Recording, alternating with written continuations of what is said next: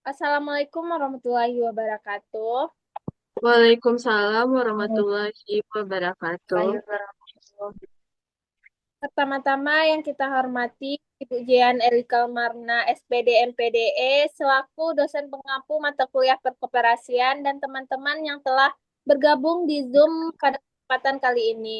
Kami dari kelompok 9 akan mempresentasikan laporan hasil akhir tentang koperasi mahasiswa UNP atau yang dikenal dengan KOPMA UNP di bidang sektor ekonomi kreatif. Sebelum kami mempresentasikan hasil diskusi kami, alangkah terbaiknya kami memperkenalkan diri terlebih dahulu. Perkenalkan, saya Lia Zahsana dari moderator dari kelompok 9 dan teman-teman saya yaitu Lasri Helmianti, Indah Mardatila, dan Suci Ramadhani. Baiklah, materi pertama akan dijelaskan oleh saya sendiri. Yang pertama ada latar belakang. Koperasi Mahasiswa Universitas Negeri Padang atau KOPMA UNP merupakan salah satu wadah organisasi mahasiswa yang berperan dalam mengembangkan jiwa kewirausahaannya, meningkatkan literasi ekonomi dan menyediakan layanan yang dapat membantu mahasiswa, khususnya dalam sektor ekonomi kreatif. Seiring berkembangnya minat mahasiswa dalam bisnis kreatif seperti buket, merchandise, dan berbagai usaha rumahan berperan koperasi kampus menjadi sangat penting atau semakin penting untuk mengetahui kondisi KOPMA UNP saat ini serta perannya dalam mendukung ekonomi kreatif dilakukan wawancara dengan salah satu pengurus KOPMA. Laporan ini disusun untuk memberikan gambaran lengkap bagaimana kendala layanan, permodalan, keanggotaan, serta peluang pengembangan koperasi dalam mendukung mahasiswa pelaku usaha. Yang kedua ada rumusan masalah. Nah, rumusan masalah yang pertama ada apa saja kendala mahasiswa dalam mengembangkan usaha kreatif di kampus, bagaimana modal atau model koperasi yang tepat untuk sektor merchandise dan buket kreatif. Yang ketiga, bagaimana sistem keanggotaan, pembagian hasil, dan dukungan teknologi dapat diterapkan dalam koperasi. Yang keempat, layanan apa saja yang perlu disediakan untuk meningkatkan daya saing usaha mahasiswa. Nah, adapun tujuannya, next.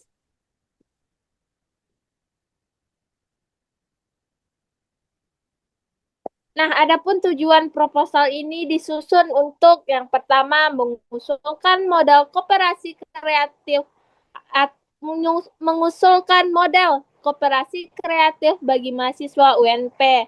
Yang kedua, mendeskripsikan layanan koperasi untuk mendukung usaha kreatif. Yang ketiga, menjelaskan sistem keanggotaan, permodalan, pembagian hasil, dan dukungan digital. Yang keempat, menjadi dasar pembentukan unit usaha kreatif berbasis koperasi di kampus. Sekian materi dari saya. Materi selanjutnya akan dijelaskan oleh Lasri. Kepada Lasri, disilahkan. Baik, saya akan menjelaskan tentang gambaran umum sektor ekonomi kreatif. Yang pertama, sektor merchandise dan buket kreatif. Sektor ini meliputi produk seperti buket bunga dan snack, merchandise kampus seperti gantungan kunci, stiker, dan tote bag, dan produk custom. Permintaan produk meningkat pada momen wisuda, ulang tahun, acara kampus, dan event UKM. Next, moderator.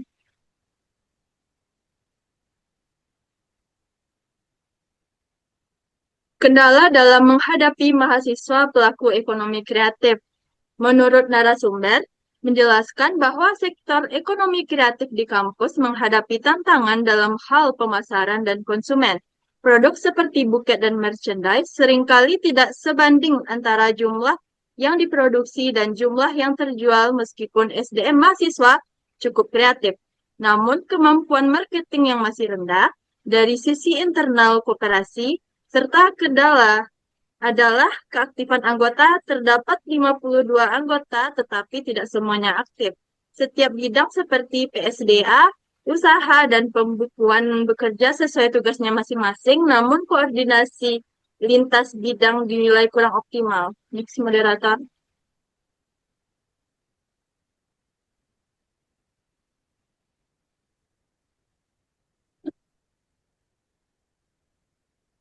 Layanan yang dibutuhkan untuk membantu ekonomi kreatif. Yang pertama yaitu Expo atau Bazar, sebuah wadah pemasaran yang menyediakan ruang bagi pelaku usaha kreatif untuk mempromosikan dan menjualkan produk secara langsung. Yang kedua yaitu pelatihan marketing digital yang membekali pelaku usaha dengan keterampilan memasarkan produk melalui platform digital.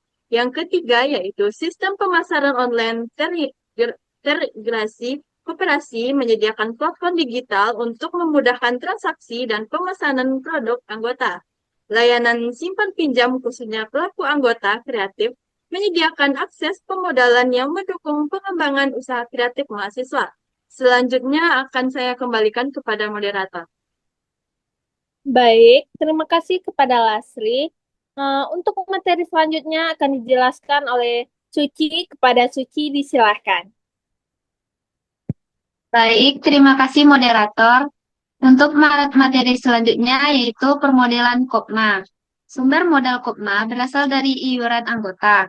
Pada periode sebelumnya, setiap mahasiswa baru UNP wajib membayar simpanan wajib sebesar 10.000.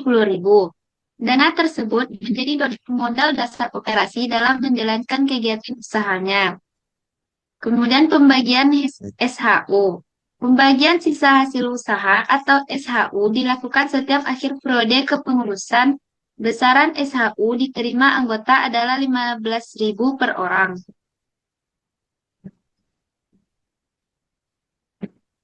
Keanggotaan. Tidak optimal, mahasiswa lebih memilih bekerja. Perlu peningkatan minat dengan program insentif. Yang ketiga, anggota harus dilibatkan dalam expo, bisnis unit, dan marketing. Keuntungan bagi anggota. 1.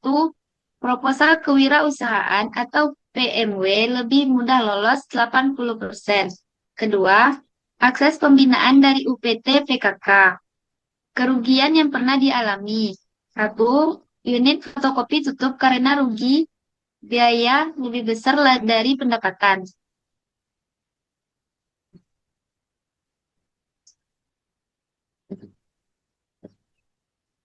Model bisnis koperasi kreatif. 4.1. Nama usaha Kopma UNP Creative Hub. 4.2. Bentuk dan struktur. 1.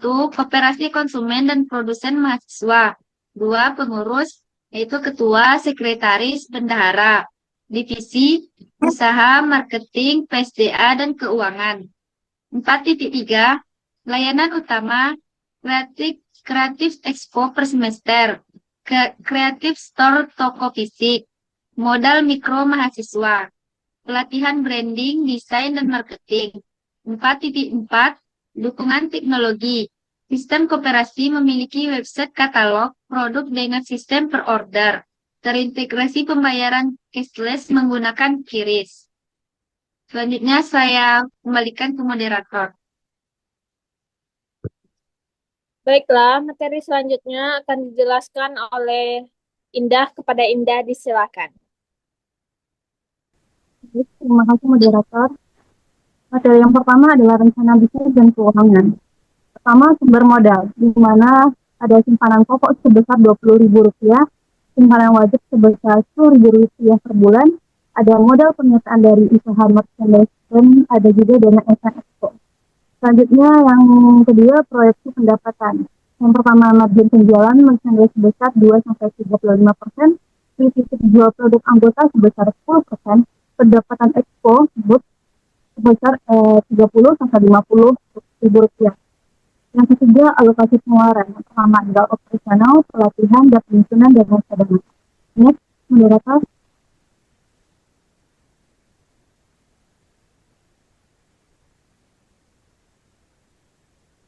Materi yang akan saya jelaskan selanjutnya adalah sistem keanggotaan dan pembagian hasil. Yang pertama adalah keanggotaan, di mana mahasiswa UNP yang telah membayar simpanan pokok dan wajib berhak menjadi anggota koperasi dan memasarkan produk melalui koperasi tersebut. Yang kedua adalah pembagian SHU, di mana Berdasarkan pada partisipasi model, partisipasi transaksi, dan jasa usaha. Baik, ini moderator.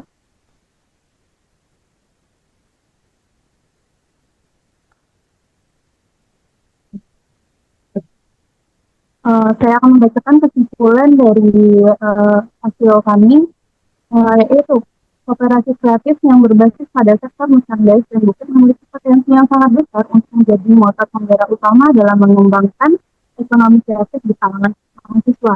Dengan memanfaatkan kreatif dan inovasi di dalam produk-produk yang unik dan menarik, kooperasi ini tidak hanya mampu menyediakan kebutuhan pasar, tapi juga membuka peluang usaha baru yang mendukung pertumbuhan kewirausahaan mahasiswa melalui penerapan model layanan yang terintegrasi seperti Expo yang menjadi ajang untuk pameran sekaligus promosi produk, toko digital yang memudahkan akses pembelian secara online, permodalan mikro yang menyediakan dana awal bagi mahasiswa pengusaha, serta pelatihan branding yang membantu mereka membangun identitas dan citra usaha secara profesional.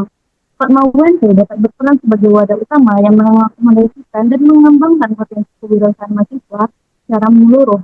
Dengan pendekatan tersebut, kooperasi ini tidak hanya meningkatkan keterampilan, tapi juga pengalaman bisnis mahasiswa. Selain itu juga mendorong terwujudnya ekosistem ekonomi kreatif yang berkelanjutan dan berdampak positif bagi kampus maupun masyarakat luas. Baik, sekian saya kembalikan kepada moderator. Baik, terima kasih kepada Indah. Sekianlah presentasi laporan hasil akhir dari kelompok 9.